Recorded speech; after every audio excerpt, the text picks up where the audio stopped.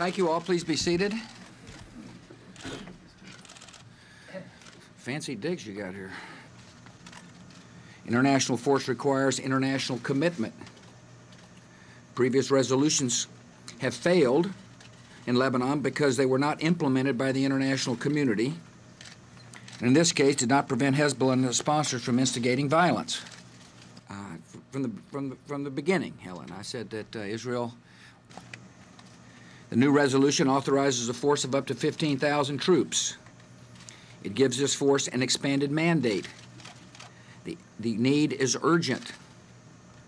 The international community must now designate the leadership of this new international force, give it robust rules of engagement, and deploy it as quickly as possible to secure the peace.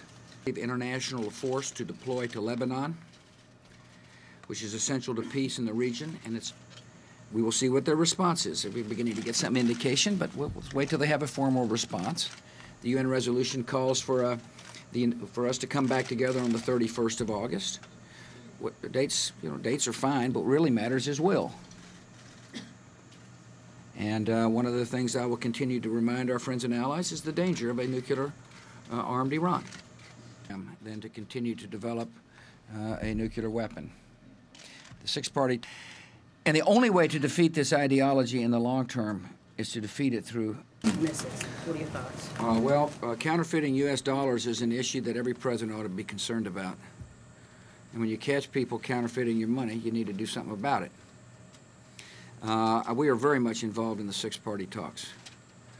Matter of fact, I talked to Hu Jintao this morning about the six-party talks and about the need for us to continue to work together to send a clear message to the North Korean leader that there is a better choice for him than to continue to develop a nuclear weapon.